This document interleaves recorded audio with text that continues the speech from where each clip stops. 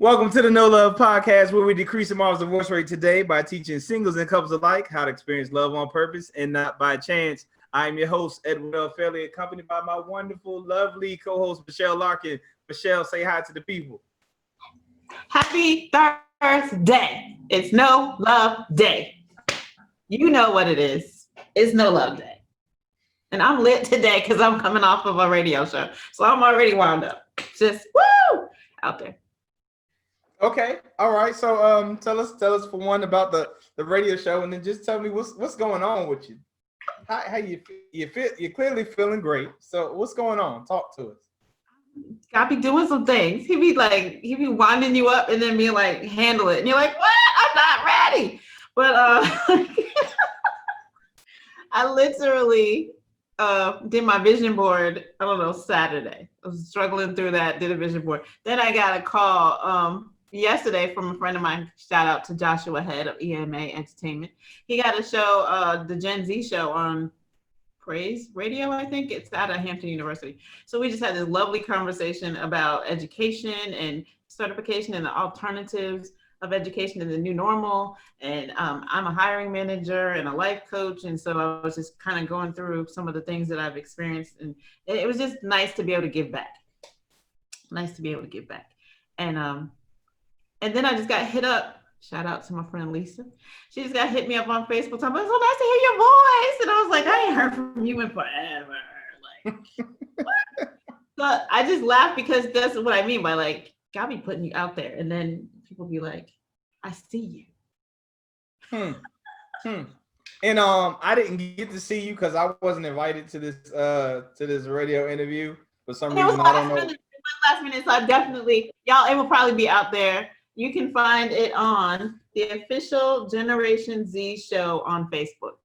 It's probably gonna be out there. The official Generation Z show out on Facebook, and Joshua Head of Head Straight Entertainment was the host. So I'm sure it'll be out there. I was joking you before we started go live that Gabi's just like, because I got my relationship issues, and so.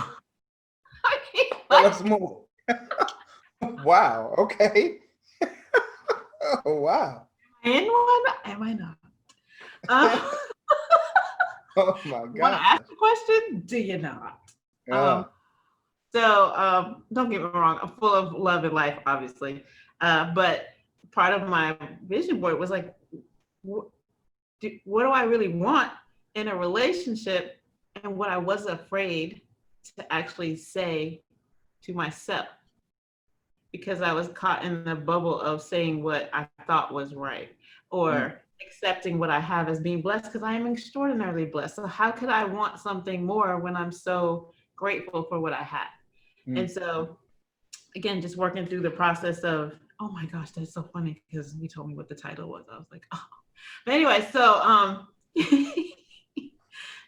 I really didn't articulate what I really wanted because I was afraid. So I just went out on a limb and put all this stuff on the vision board, and then I looked at it and I was like, girl, you really want a real, you want it.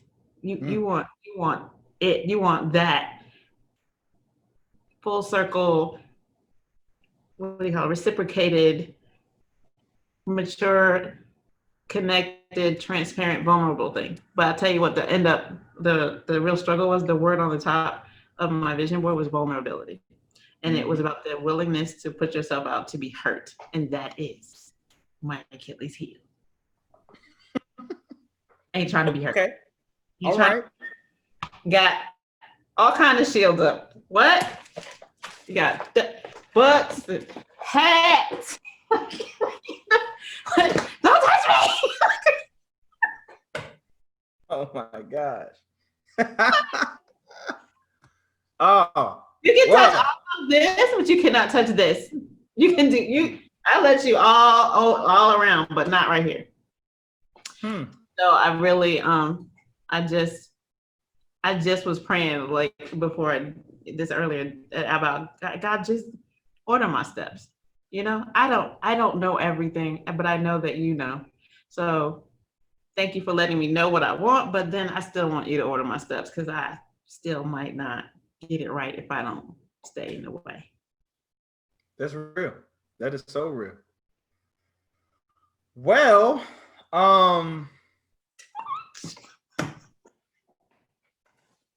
outside of me being disappointed, if y'all have been watching, y'all know I am the wide open to his very like, and then. And wow. Wow. So that's what we're doing on the show today. Oh, okay. I like his smile. He's laughing. Don't you love it? Don't you love it when he's laughing? Okay. All right. Okay. All right. Well, go Eddie. Go Eddie. I guess. Yeah. I guess in my world, only thing is new is me and my wife, we had our 16-year anniversary last week. So that was. You gotta walk the talk. He be walking the talk. No love. That was pretty awesome, actually. It's probably one of our favorites. And actually, you know what? That'll go into the show, like, because a lot of people typically ask, so what you got planned? And I'm like, nothing. I don't know. Me and my wife in 16 years, we've planned probably 3 anniversaries. One was because we was going to Cancun. There's no way you could just swing that. That's just not gonna happen. Another one, I think it was our 7-year anniversary. I wanted to do something, so I had like I hired some masseuse to shift our whole living room around, and we did full body massages and some other stuff for that one. I never do that again. I hate massages. I found that out on that on that particular anniversary. I thought this was going to be something great we're going to experience together. I absolutely hated the massage. I might go back for a different one, but we got like full body deep tissue massages, and I thought that, okay, I'm supposed to go through this. It might be a little painful, because it was painful the whole hour of my whole body experience. I'm like, okay, well, maybe a deep tissue right out the gate. I didn't know what I was getting into. So I'm sitting there. They got they specialize in hot shells or something like that. And I'm like, okay. No, I wasn't. I'm like, okay, let's just gonna go through this. I'm like, maybe later I'll just feel good. No, never happened. I felt pain the rest of like for the next several weeks or days. I don't know. It was just bad. And I was like, never again. So no, it's good. It's supposed to hurt. It's supposed to hurt so good. That's the deep. It didn't hurt so good at all. So it hurt so good that I never did it again. And from there, I send her to get her massages now. Like, you go get your body massage. I don't want to play. But I say all that to say, typically people ask, what have I planned, and what have we planned? And I'm like, nothing. We don't know. Whatever happens. And there's so much peace and liberty that comes with that. Where does it come from? The fact that we have no expectations.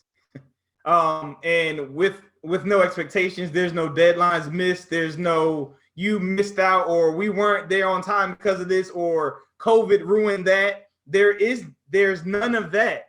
We just go with the flow of whatever we feel, which in turn turned out to be like one of our favorite anniversaries this past one. So I highly recommend like not putting so much pressure and stress on you. Not to mention, after 16 years is but so many things that you can do to be innovative. So I'm gonna say that right now. So like unless you want to throw, I got you COVID, like it's not much that you can really come up with that's different. Even if you decided, okay, we're gonna travel, you're still traveling. You might be to a different place. So that's what I mean by like, don't stress yourself out. Figure out something again that liberates you all to just be spontaneous, enjoy yourselves. And I prompt, like we thoroughly enjoyed ourselves on our anniversary. So let's get into this topic. Let's get into this. Want takes. What the heck is he talking about? Want takes. Well, let me first give you a backstory as to where this came from. So for the last couple of weeks, I have been having multiple interactions with people who are frustrated with situations or things, or they want things to be a certain way and they're not turning out that way, but they're attacking something outside of them as the reason for that being the case. It also is a combination of, there was about 2 shows ago where I shared a statement that stated, you don't get what you want, you get who you are.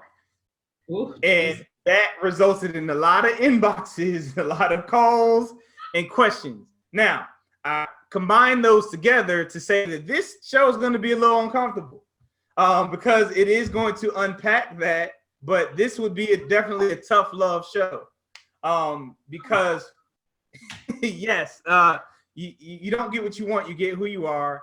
And the combination of the whole, I've been seeing a lot of people that are blaming, and actually my wife is one of them. Matter of fact, I'll share that one so that you all can, because I know a lot of times people might hear and think, oh, well, he or they feel like they got it all together. I don't like that. So I'm the weird one that gets excited when me and my wife have a disagreement that I can share with you all so that you all can, for one, know that it's not always, to know love doesn't mean everything is going to be peaches and cream. But at the same token, what I do with you all, I do with my household, I do with myself. I live what it is that I teach here on No Love. So a good example of what I mean, which is why this is going to be probably an uncomfortable show, is my wife. She, last week, my son, he got, we had the parent teacher meeting, and they said my son's supposed to be reading at a 24. I don't know what this means, but he's reading at a 42. So his reading is clearly doing great. His math, he's doing well, but he seems to struggle with subtraction, grasping the concept of subtraction. And so I was like, okay, cool. Now that I know, I'll make sure to attack that. And she said, well, we'll have another teacher working with him individually. I was like, that's fine. I said, I'm gonna be perfectly honest with you. If he's struggling with math, which I found out indirectly that he was struggling with addition. Now I'm thinking he should be further than he is. In the summertime, I had my son working on multiplication. Just disregard the foundational teaching. That's just going straight like, I'm thinking in my mind that he was going to be working on multiplication this year, but apparently he's not. It's 2nd grade, and I don't, for some reason, I felt he'd be working on multiplication, so I'm trying to get him advanced, but no, he had no concept of addition, subtraction, or whatever. So clearly I'm going to help him with his math, but I'm not helping him with his math. So I'm that parent. I own whatever it is. So I went and got him this thing called a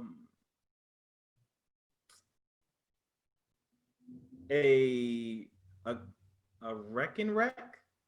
Yeah, Rec and Rec and an abacus. So these things assist with compartmentalizing numbers and grouping them to better understand concepts of addition, subtraction, multiplication, great numbers, period. So I ordered that right after that meeting. The actual Rec and abacus came on Friday. But the day prior to that, because that meeting was on Thursday, my wife, who was off all week, she saw the interaction with the lady that they went one-on-one with to help. And she was just so upset, frustrated, saying, well, I saw her working with them and she's bringing up concepts and stuff that they never heard before. The kids looking all crazy or whatever. And by the time she realized that the statements and phrases that she was using, they didn't understand. Class is over. She started she realized it and started teaching it, and it was time for the session to be over. So they didn't learn anything, and my wife's upset. And I'm like, okay, calm down. First of all, the lady, she had to start somewhere. she might have started where she thought that they would be at. And you have to start somewhere to realize where they are to reel it back in. That's one. Two, you were working with him on his math the day before. So if he's struggling with the concepts, that would have something to do with I don't know how much time you spent with him when you had him, but that would also be a testament of your teaching as well. Three, I don't care whether that lady sucks at teaching or not. Whether my son succeeds at learning anything, be it math, reading, anything, I think that's my responsibility. I said, and the fact that he has to be with her is our failure. And my wife was like, well, it is a teacher's job to whatever. Deflecting. No, I'm sorry. That's not how that works. Whatever our children are good at or suck at is our responsibility. So what happened? She just left. She wanted that mirror. But as you can see, I said, wherever our child is, we failed. I didn't say you failed, but I did point out you was working with him a day or so ago, and I saw y'all talk about subtraction. So the subtleties of we, when it's like you just put the onus back on me. Ain't nobody listening to the little words. That's a little word. So that is kind of how this interaction, this show is going to feel. Like, yo, you have a problem with your circumstance or your situation, you're going to have to own it in order for you to get out of it. Okay.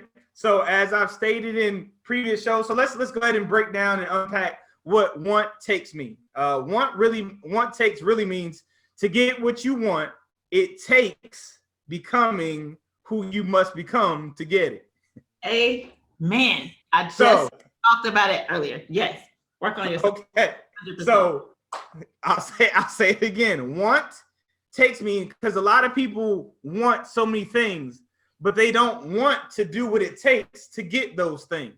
So we're going to have to, for lack of a better term, expose what it is that it takes and that you aren't doing to get what it is that you so-called want. So I'm going to kind of throw some things out there to make you kind of indirectly see what I mean by that. But it's three things that you need to become in order for you to get what you want, or become who you need to be to get what it is that you want. So let's go over those things. So first and foremost, we have to be mindful that, again, the mind that you have is what has you wanting what you want in the first place. You want to restate that a little slower? Yeah. The mind that you have is what has you wanting what you want in the first place. Otherwise, if you had the mind that would get it, you would already have it. So the mind that you have is what has you wanting what you want in the first place, because you don't lack the mental capacity. Because you lack the mental capacity to acquire what it is that you lack. So we have to work on that. And because it's a different mind that will get you what it is that you want. So I say all that to say the first point, and I see you wrestling with this already. I love it. The first point, or the first thing that you have to get or become in order for you to get from what you want to getting it, and to get, or what it is that you have to take, or what does it take? Let me rephrase it. The three things that it takes for you to have or do or even be from a personality standpoint or thought process are these three things. And we're going to first start with number one. One is perspective. Got to have perspective. Starts with perspective. Now, I'm going to share some things to give you a little perspective. So the first thing, we just talked about my wife and how she just was like, yo, it's the teachers. And I'm like, yo, that's your child. If he's trash, it's your fault. If he's trash, it's my fault. And because of that perspective, My wife is going to say, well, she needs to be a better teacher. I'm going to say, I'm going to take ownership of it, and it's going to cause my actions to cause me to put in the work to get my son where he's supposed to be. Her thought process leaves the end result on the teacher and takes her being responsible from whatever the outcome is out of it. So it's a safe way to prevent yourself from not getting the results that you want because it prevents you from taking ownership of it. I'll give you another example. Me and my daughter were talking about this yesterday. Because my daughter, they were talking about the election or what have you. And she was like, well, what is really the difference between Republicans and Democrats or what have you? I said, I said, first and foremost, if you can identify with one of them, I'm concerned about your humanity. Like if you could say I'm a Democrat and you can read everything there is about being a Democrat and say that you agree with everything, I kind of question you as a human. If you can read everything about Republican and say everything about this list of things, kind of question you as a human. I don't identify with either one. Said, but typically, wealthy people would like to vote Republican because their taxes and stuff are going to be protected. And those who are not so wealthy would typically lean towards Democrats because in that case, they feel like they're looking out for us. Now, my thought process will always be, well, if the tax breaks go to the rich, my mentality says, well, looks like I need to get rich. But that's not a typical mindset, but that's a perspective. And that's what caused me to transition to the rich side so I can get a better tax break. But a typical perspective says, evil rich people, oh my gosh, they're trying to always keep me down. I have no way out of here. Now, again, that is a perspective. At the same token, I'm not stressing over if I was overtaxed for making more money. That would just entice me to make more money so that when it's taxed, I'll have the amount of money that I would prefer to have afterward. Now, on the flip side of that, where was I going with that? The only way, now this is gonna feel a little, you're gonna feel a little sting with this.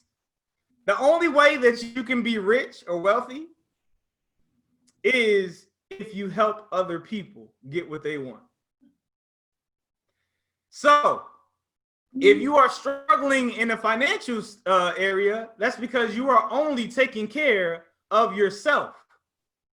The only way that you can be wealthy, i.e., get more income or leverage from other people's income, is for one, to either provide a product or a service that provides a solution to a problem for other people, their wants or their needs. So that's taking care of somebody else, and provides jobs for other people, which is why you're an employee in the first place.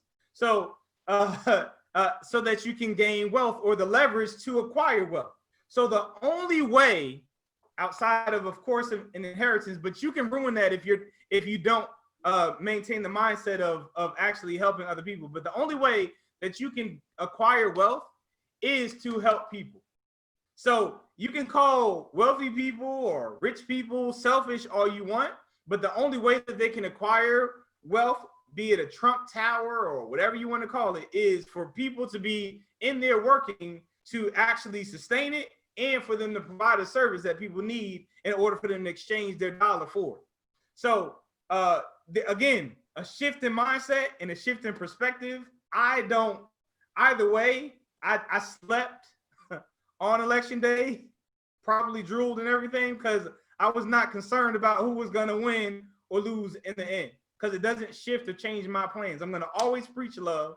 I'm going to always teach love. I'm going to always help people. I'm going to always work on acquiring wealth. Those are the things that I'm going to always do. You wrote several things, and I don't want to keep on talking. So go ahead, Michelle, share your thoughts. You're funny. I think perspective goes back to what you said about owning the responsibility for what your son's experience was, or owning your responsibility in your perspective about wealth. I think when you say perspective, it's taking a pause, as we often say. But the what I was really trying to process was, if the mind that you have is the why is making you want what you want, you won't have the it's not the mind that you're going to have when you get what you want. And I think that it's a transformation. Yeah. Oh, yeah, So that's a good word. it's you do need to have the want to get to that next mindset, but it's not the same one you'll have when you get there. So I think that there was the subtlety of that is what I was processing in my mind, because I know I am living today the sum total of my decisions from the past. So I have to make decisions now for where I want to be 5 years from now. So that, but I have to have a want to start to lay down those yellow brick road bricks. So transformation. It's interesting that we had that conversation, because even the situation, like we just talked about economics just now, those are all taught behaviors. So those are intentional mindsets that you have. I literally, it almost sounds bad when my children come home from school, like, I don't care about what they get on their report card. They know I'm not going to pay attention to that. The only thing I look at is the comments. But my wife is what are your grades or whatever. I just don't care. Because in the end, I have to make sure that I am teaching them almost the opposite of what they're learning in school, if they would like to become wealthy or rich. And I'll give you examples of what I mean by that. Because for the last maybe 9 to 10 years, I've literally had to unlearn everything that I learned in school and in my temporary journey in college, so that I could become a person that acquires wealth. So I'm literally intentionally teaching my children to be bilingual, again, shifting their perspective and thought, because the way that they're being taught is counterintuitive for them to be able to acquire wealth or grow their own business or gain income. What do I mean by that? One, in school, as we just talked, they say, don't cheat on anybody, try to be the best. In business, if you are the best person or the smartest person in your business, you are probably the dumbest person in your business, and you are going to fail at business. Successful business owners hire people that are smarter than them to help bring their vision to pass. So to try to be the best, that is counterintuitive to being wealthy or successful. Two, to cheat on people, like, you cannot look on people's papers and stuff like that in school.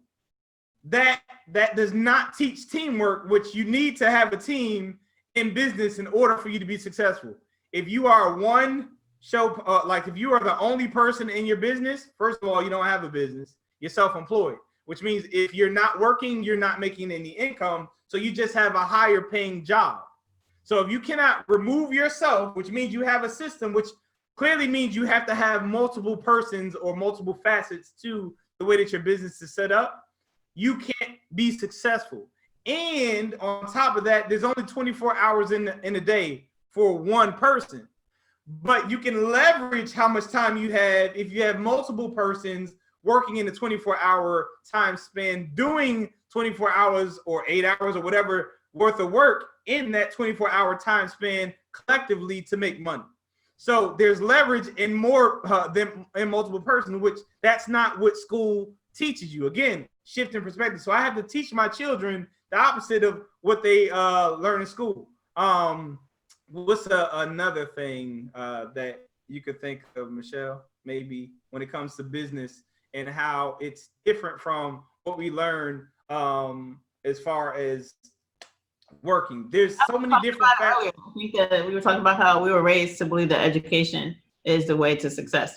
Education within the institution of a college, and education is a paradigm that requires perspective, because education is not limited to the four walls of an institution. And that's not the only way. Even in business, there are plenty of people who are multimillionaires who did not go to get a college education. So education is a paradigm that requires perspective. Most certainly. And yeah, and as you stated, so education, first of all, the word education does not have, the definition of education does not have college or school in it at all. It is just a way of learning. So I definitely am educated, but I have 0 degrees. So if I just disappointed you and you're gonna stop learning from me, bye. But I'm very educated, and especially in my area of expertise, so to speak, and I'm well equipped to teach and educate. So that is definitely what I have to make my children bilingual, so to speak, in their thought process and their perspective of how they process things based off of what they're being taught, that's counterintuitive to where they would like to be or prefer to be or have a choice to be when they get older. Go ahead. Thinkers. And that's a paradigm that we have lost.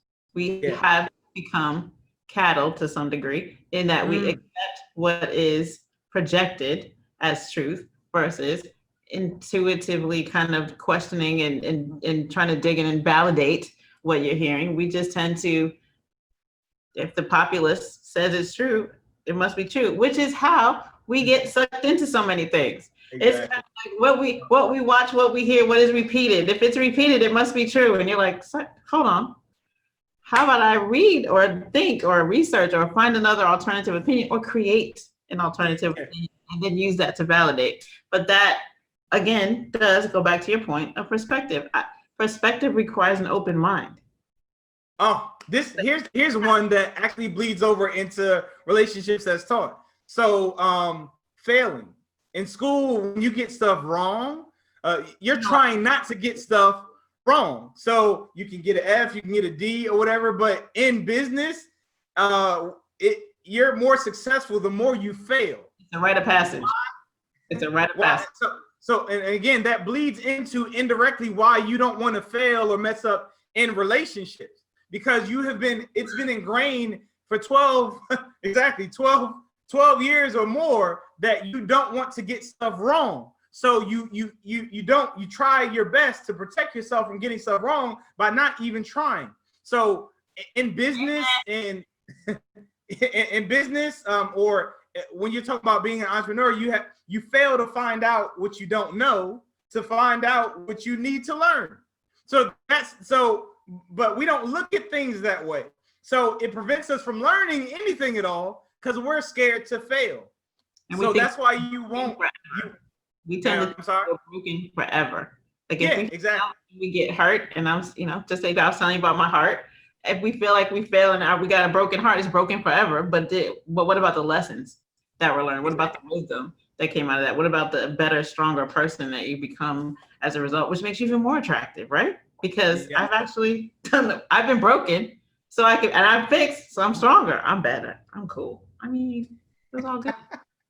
That is definitely real, and this is why it's a couple of reasons why perspective is so important. One is, gosh, we are born looking like our parents, but we die looking like our choices. You better preach. So and that is just you crazy. So again, we're born looking like our parents, but we die looking like our choices. And if our choices are influenced by our parents who don't even have what we want, then we're gonna die looking like our parents too, which was a choice that we made.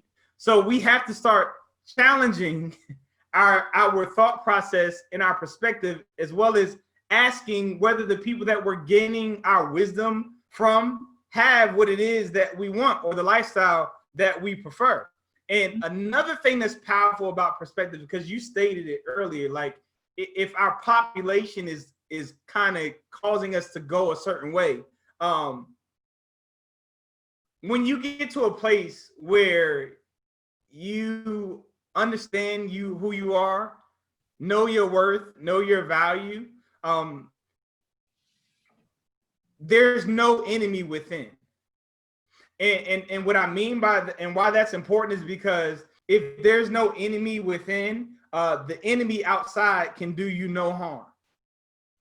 But see, the problem is we have an enemy within ourselves. So when that enemy outside of ourselves talks to that, we fold, and we just we conform to what it is that was stated, because all it did was it affirmed what we adopted as truth. Now, let's talk about the elephants in the room, because I know when I made the statement, well, okay, they say that they give tax breaks to the people that are rich. So my mentality is, okay, well, I'll become rich. Now, mind you, spoiler alert, if you've only been listening to me, I'm Black. So if you're not watching, I'm Black. And the only reason why I brought that up is because are there systemic things that are put in place to prevent, when I say us or Black people, from acquiring wealth? Most certainly. But if I adopt that as the truth that will prevent me from getting there, then I'm never going to acquire anything. Not to mention, there's this thing called other people who look like me, who are worse off than I am or was, who made it. So that kind of ruins my excuse for not trying, not even for making it, but for not trying. There's too many success stories that we know of that that ruins our excuse to be in poverty. We just got to keep on going, shift our perspective, and if they say it takes 1 out of 10 businesses fail, then try 10 businesses and you're guaranteed success. Like, we got to shift our thought processes in order for us to gain the things that we want. So that's pretty much number one. And I'll hit you with a perspective for those who are single. Real quick, I want you to sit on this perspective. It's better to be alone than to wish you were alone.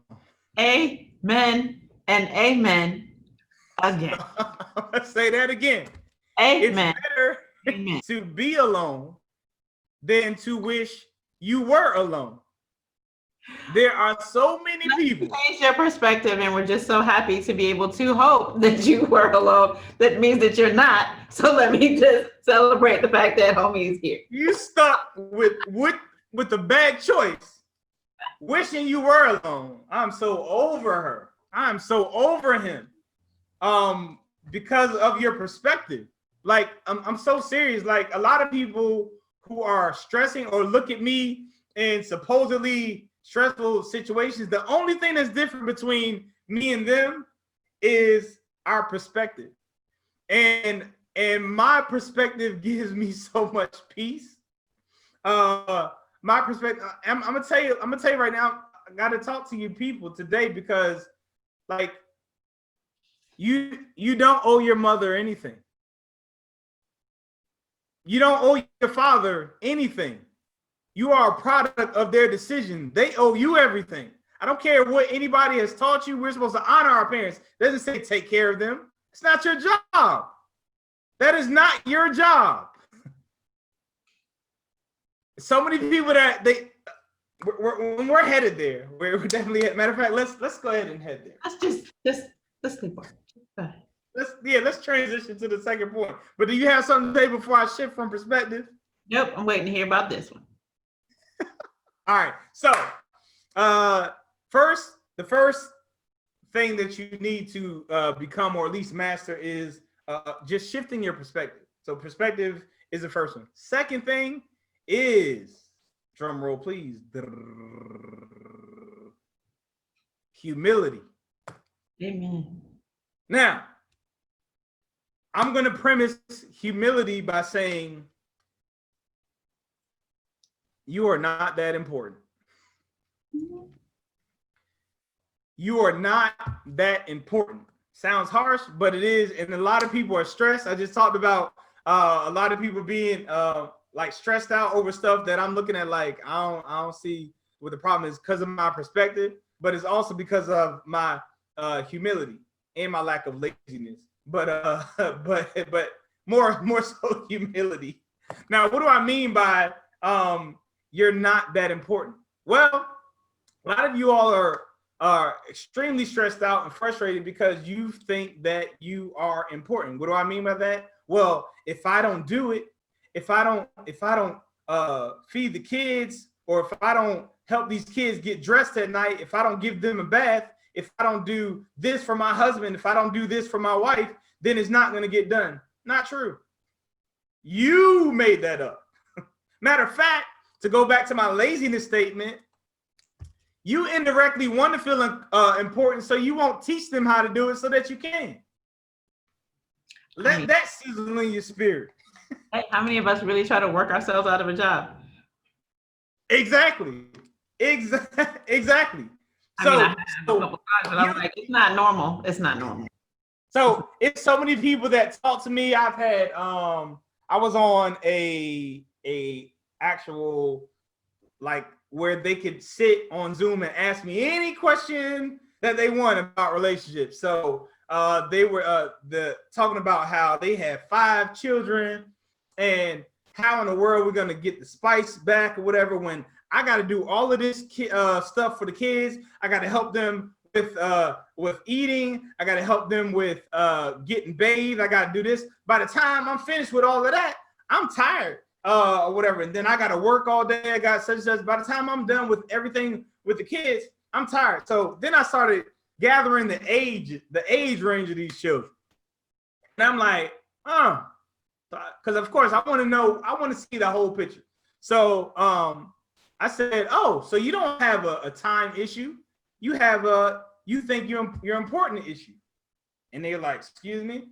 I said, 5 kids to me sounds like I have a lot of delegating that I could do, which will free up a lot of my time.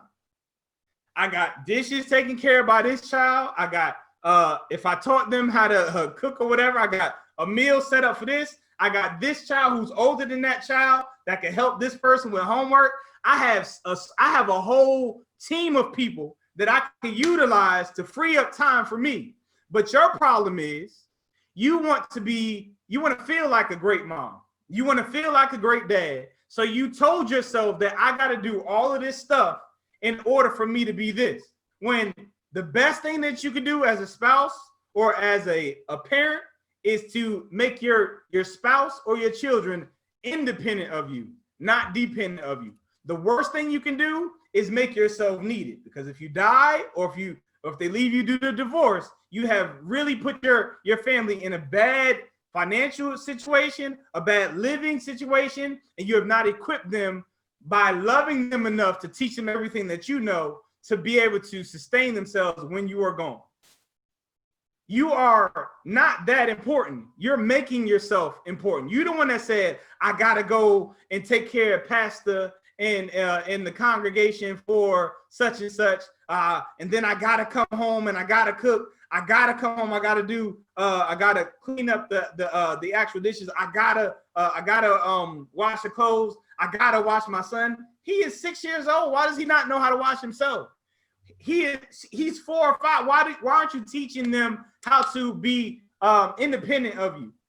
Why are you not empowering? You've made yourself important, which is why you have no time, which is why you're frustrated because it's something that you created. You're not that important. Go ahead, Michelle. I saw you right. I was really listening to what you said in terms of humility. Of course, thinking that you're important makes you a dependent, and it's addictive. It defeats a God complex. But humility plus perspective creates capacity. And right, so if you take your perspective and you shift it and you realize that I'm not as important, the opportunity to free up your time and create capacity to do other things is now created, right? So ultimately can lead to wealth, right? Because now you have more time to do things, because delegation is one of those things that you said, which is the flip side of what people think. It's not, the delegating isn't about control. Delegating is about creating capacity and training somebody else and being scalable. It's not about lording it over somebody. It's about being able to create capacity to live. Not to mention it's empowering to know how to do things. Do you know the look of my son's do more face? So it was this weekend, because we go hard in the paint. I was like, yo, by the end of this weekend, he's gonna have addition and subtraction or whatever. So when that abacus and the actual rec and rec came in, we were going hard. So I think it was Sunday. My son came and he sat next to me with the rec and rec little tool, and he looked at me and he just smiled. I said, "You want me to ask you some math problems, don't you?" He was like, "Yep." His face cheesy, because he wanted to feel empowered about knowing something that he did not even want to be asked about a few days ago. But because he now knows, he wants to exercise what he's been empowered to do by doing it himself. Do you know how empowering it is for my son when I hear that, like him going to get his actual a footstool or what have you, and going there and he popping his own popcorn, getting his own snack, not having to wait for us, or if we're on a long call or whatever, having to wait to see if mom or whatever can make my chocolate milk. Like, nobody has time to do that. They're excited about being able to do stuff themselves or for themselves and not having to wait on you to get it done. Go ahead, Michelle. I saw you write something. I wonder if you could talk to the difference between appreciated and needed. It's subtle, but it's profound. There is a difference. That's good. I actually call it being wanted versus needed. So I really don't care whether you appreciate me or not. So I'm gonna do what it is that I'm gonna do. But if I am needed, like, oh my gosh, like that means, and we're gonna get to this. So you're actually transitioning to the last part, and I always appreciate the alley-oops. But if you are needed, you don't know that you're loved. It's kind of like finding your true love after winning $5 million. How you really know she loves you? Like when I cash in my millions or whatever from my portfolio and stuff, I know that the missus love me because You loved her before. yeah, she Zero.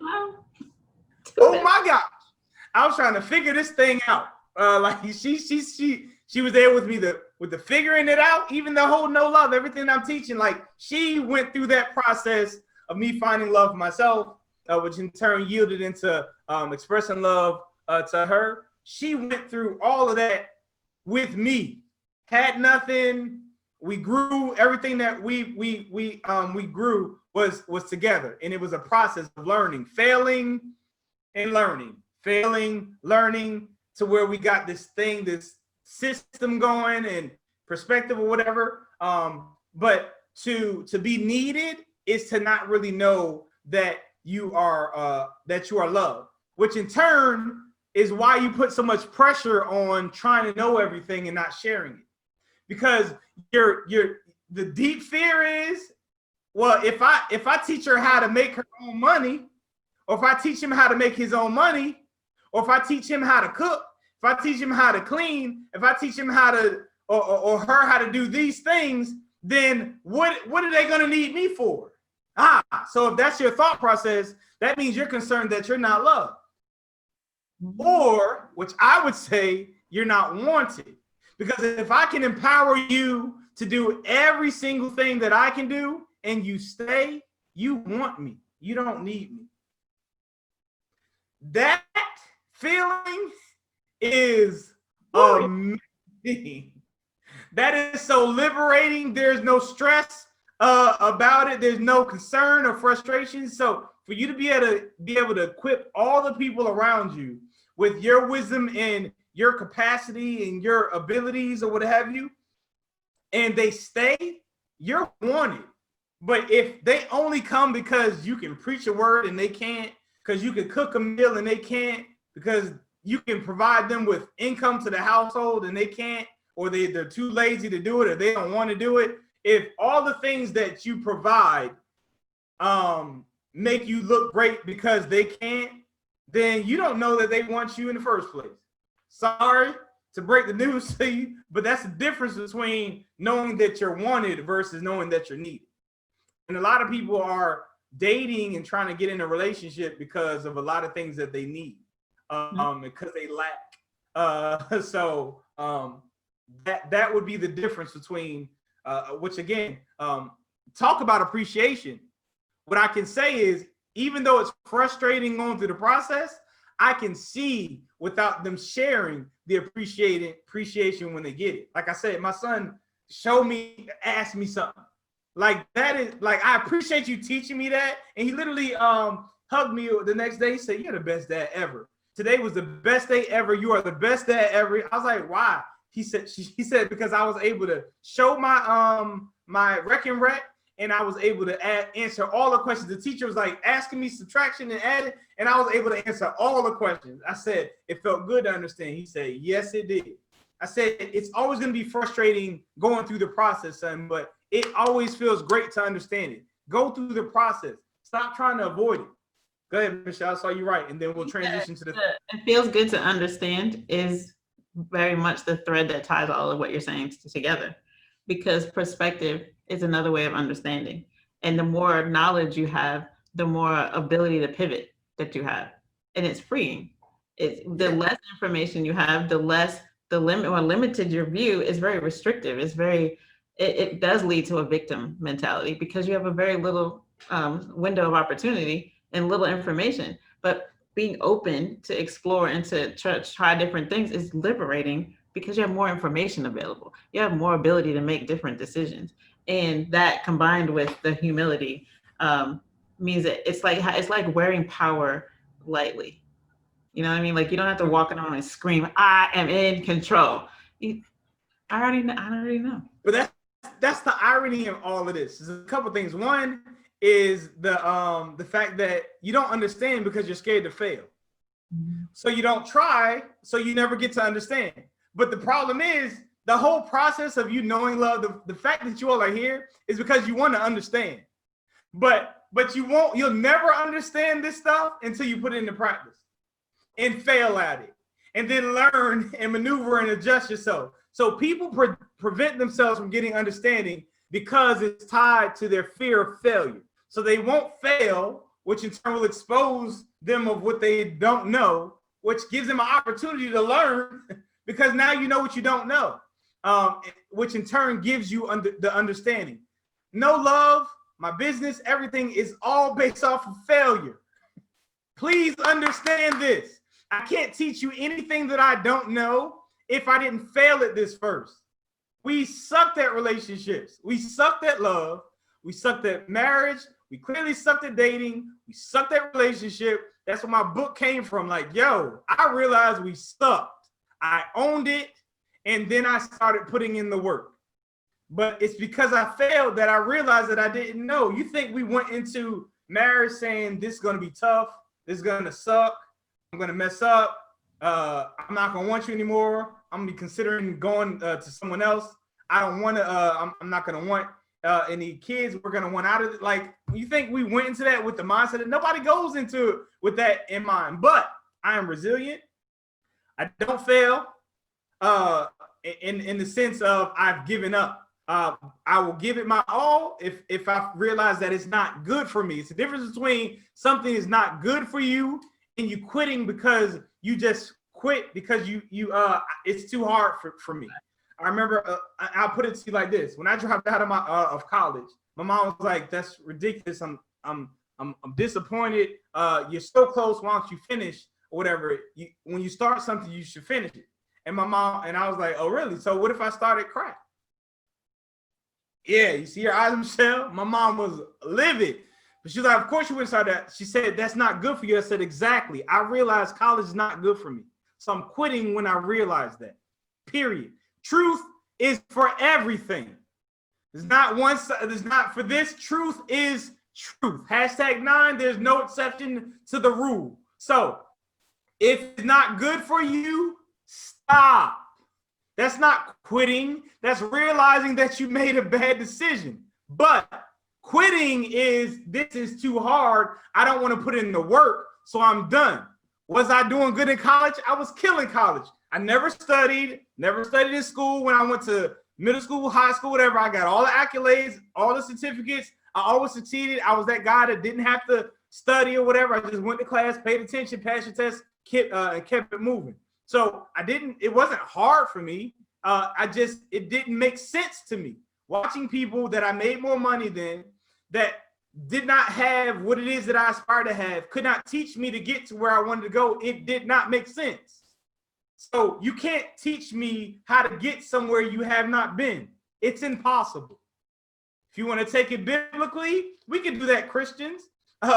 Moses brought people to the wilderness. That's where he was. He did not take them to the promised land. He never went into the promised land. But you know who went to the promised land? Joshua went to the promised land because he checked. He was one of the spies. They checked. He went into the promised land. So therefore, guess who got to take the people to the promised land? He went there first. Let's go to Jesus. How do we get to heaven? From the person that was there first, getting us there. We can't get to heaven without Christ. So Christ got us there. Why? Because he went there or was there first. You can't take someone where they have not been, where you've never been. You got to go there first. So I had to fail first so that I could take you all through this no love process to get to where you all want to be. But I had to go there first. So if you're not where you want to be, it's because you haven't gone there yet. You haven't been brave enough to try and fail at it and go there first. Go ahead, Michelle. Two things. One, going there first means literally going there first, right? So mentally, you got to go there and explore it. Don't just dream it, but explore what it's like there. But the other thing is that I wrote, which was my aha moment, which is be willing to lose approval in the pursuit of self-awareness, right? So that's so good. That's so good. I be listening. But, and for me, and I'll just even be more specific, be willing be willing to lose him in the pursuit of self-awareness, because that is the liberty of being able to speak your truth. Because if you don't approve of me, or you leave because you don't like what I said, then I still got to self-awareness. I still got to there, which is fulfillment. So they didn't like you anyway. That's why I don't understand why people think it's logical to act like someone you're not to try to find love. Because even if they fall in love with that person that you acted like, they did not fall in love with you. You still are omitting the experience of love. It's gone. You don't have it because they don't love you. They love a fictitious person, an actor. So not until you present your authentic self and someone falls in love with that you really experience love. So why are you phony? Why are you being fake? That's crazy. It leaves you in the same predicament. Not to mention it, again, because we don't want to take ownership of the work that we need to do. It also it amplifies the evidence that you really don't like or think highly of yourself, because you would not act differently if you felt that who you were was great. You're only acting like someone that you feel that you need to be, which means you have a problem with who you are. So go first in your mind. Consider acting like someone else if you liked yourself. That's not how it works. So there's a deeper issue. So let's go to the final point. This one has one point, but I think it's gonna you're gonna cause me to unpack it. The final point. So first is perspective. Now, again, perspective is imperative. Now, again, I want to say again, I want to make sure I put a pin here. You most certainly were possibly a victim, which led you to having a victim mentality. You most certainly possibly were raped, abused, or what have you. But as we stated, perspective is a shift in your mindset. That same mindset of being a victim from that experience and reliving it over and over again will not allow you to transition to a different place if you continue to relive and own the victim status. I'm not saying that you were not a victim. I'm saying don't identify with being one and calling that who you are and being your truth. I've already stressed that I am Black. I am fully aware, and I can point out things that are set up systemically to prevent me from being successful. But I also can point out many successful Black people that have been in a worst case scenario than I have been and ended up in, that have succeeded. So I can either say it's set up against me and I won't succeed, or I can say there's still a way because I've seen evidence that people have made it through worse scenarios. So you can't disregard both sides and conclude that it's only one way. It seems like the person that keeps at it and has the stick-to-itiveness to persevere is the one that gets it. That's just the way that it is. If you're determined, I'm not going to allow anything external to determine my internal beliefs and what I believe to happen. And that has gotten me to where we are sitting right now. So perspective means to say, okay, yes, I've had this experience, but there's another way that I can look at this. So that's what perspective is. 2, humility. Humility is you're not that important. Your stress, your frustration, and all that stuff is because you told yourself you're important. You have no evidence of that. And I hate to even say this, but it's the truth. If you look at the most neglected children, they're the most independent children. Because we, in our infinite minds and wisdom, because what we are connected to, we will learn to adapt. If you pay attention to a baby, an infant that you can't teach, watch an infant take a bottle. How would a infant know to tilt their head back to get the drink? If they were not intelligent, they wouldn't know to move their head to go back so that they could get a drink. They just hold the bottle. But something is causing them to click, to tilt their head back so that they can get more milk or juice from that bottle. Whether they're a baby, 6 months, a year, whatever, they're intelligent. Like, they just adapt. We just adapt. But we also will gravitate to the person that will enable us and allow us to just do or not do anything at all. Case in point, my wife makes statements like, oh my gosh, why are they always asking me? Because I'm going to make them learn how to do it themselves when they ask me. But you, my friend, you're going to get up and you're going to go and do everything that they want. Who would you go to? I'm going to go to the maid. So that's how that works. So you can either, again, which goes back to humility. You can stop making yourself so important that you become an enabler and someone that they're dependent on. And now you don't have time because I got to do this, and this, the stuff that you made up that you're important and you have to do.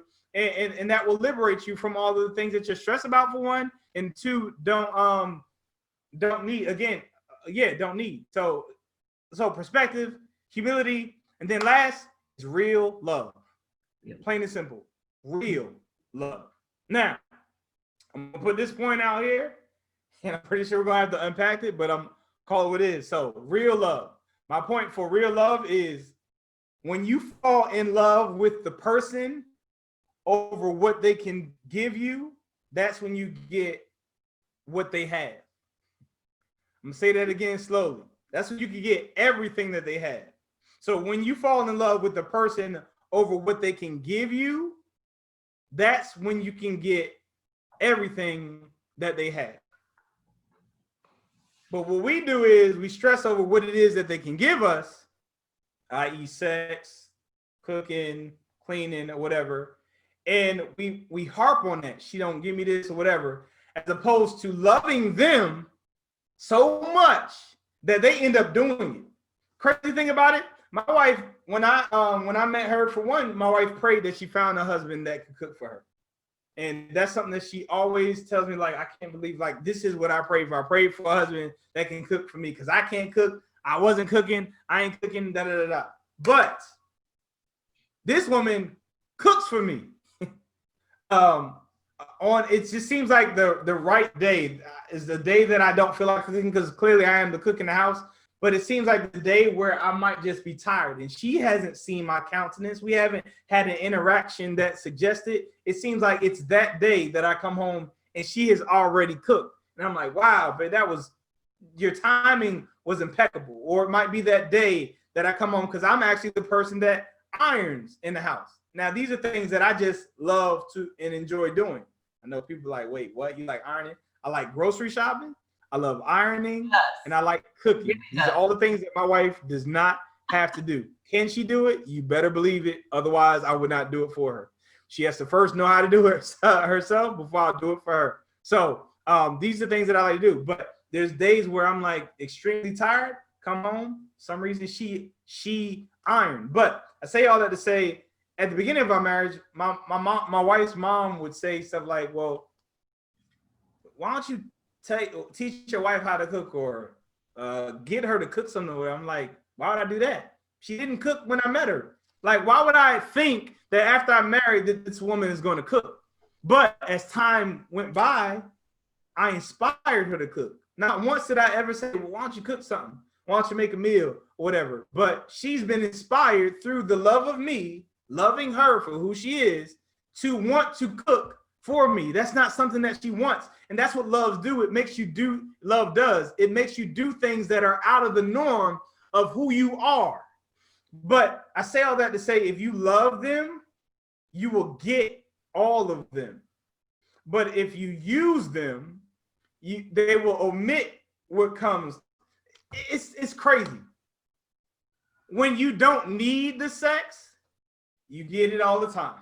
When you're not thirsty and you're fine or whatever, just the mere suggestion of sex, I promise you, will get you sex. It's the things that you don't need or the things that you don't want that will come to you. It's the things that you are thirsty for that for some reason it's just not sexy. It makes a person not want to do it for you.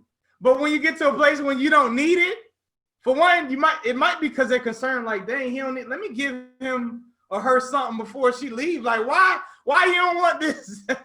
But it's like a paradigm shift. Like, you used to always up on me or whatever, and then it went to a place where it's like, if we do, great. If we don't, I'll be fine. And then it's like, wait a minute. But it causes you to gain. But again, when you fall in love with them, not what they can do, everything that comes with them is what you'll get. What do you have to share or say about that, Miss Michelle? I think that's what the real part is. That's what real love is. That's what the real is. Real love, which is why I typically say, and I indirectly test people all the time, especially if they're engaged. They come to me talking about they're about to get married or whatever. Do I have any advice? I'll be like, well, what is it that you love about him or her? And they'll just start spitting out all of these physicalities or things that they can do. And I don't say anything past that part. But that's not love. If your reason or rationale behind what it is that what is the reason behind why you love someone is based off of what they can do for you, it's not love. If anything, it's a transaction. It's a transaction. That's not love. My daughter, we have conversations quite often because my daughter might hear the disagreements or whatever, or she might feel that my wife should respond a certain way or do something. She'd be like, how do you do it? I was like, because I don't expect anything from her. That's your problem. You think if she loved me, she should be doing this, or that I should get this, or I should get this, that response. That stuff does not matter to me. That's not why I married your mother. I love your mom, how she is and who she is. If she evolves to this perfect or whatever being that you have in your mind, that's great. But I married who I love, and I'm fine with the different quirks. Only the things that get me frustrated about my wife are the things that she does that are making her life worse. Just like what I just talked about. If you want to be the maid, go be the maid. If you don't want to own that that's your child, if I'm gone, he's going to be a failure. Mm-hmm. You're not going to own that. Like, that's going to hurt you. You're going to be wondering, well, why does he suck? Because you keep looking outside of yourself as the person that is going to contribute to his or her success when it comes to my household. Those are the things that, and that comes from compassion and not wanting her life to be tough or hard. So basically, if you do the hard things, life will be easy. If you do the easy things, life will be hard. So are you saying that if we get perspective and humility and that the real love is the mindset shift to get you to it? Mm-hmm. Mm-hmm. It will get you. It will get you what you want. It will get you what you want. But the crazy thing about it is, when you get to that place, but then you don't really exactly. Like, when you get to that place, you don't want anymore. You don't want any more. For 2 reasons. One, you have it. 2, you don't need the things that you thought you wanted. What happened? I smell smoke. Oh Lord. I'm in the apartment building, and that means this is gonna come any minute. We need to wrap this up then. So you can check that out. Stop, drop, and roll, or whatever. I hope everything is okay. But yeah, once you get to that place, or you do what it takes, like, what you want is gonna come, but it's not gonna be what you want anyway. It's just going to be the fruit of who you've become, because you don't get what you want, you get who you are. And I know love, so I'm gonna get some good love. That's what I'm talking about. Any other closing remarks? I think I've summed up what I would have to say. No, I think what's really cool, again, I have aha moments every week, probably along with everybody else, and I'm just being in a good place. I just feel very grateful, and I know, finally I can say I know that love is in my life, and it's going to be in my future the way God designed it. So I don't have to. I'm not worried, and it's a load off. It's a weight off the worry. To my aha moment for today was be willing to lose approval in the pursuit of self-awareness and fulfillment, and because you already have it. That is so. That's what I meant by the whole. If there is no enemy within, the enemy outside can do you no harm at all. Grateful. Just grateful. #9. Perfect. I mean, that's what we're trying to teach, truth. But we got to start shifting our thought process and our perspective, which in turn will allow for us to have humility and experience real love. So I'm grateful. I'm humbled that you all are an audience. So clearly I say things like, sorry, you got to go. But for one, it's coming from a place of truth. But at the same token, if I had no one to teach, I wouldn't have a platform at all. I truly appreciate your minds and time. I absolutely love each and every one of y'all. Feel free to inbox me, talk to me, chop it up. We got some updates coming up with the No Love app that I'm excited about for you all, based off of your feedback. So I just love y'all. Y'all be safe until we meet again. Take care. Peace.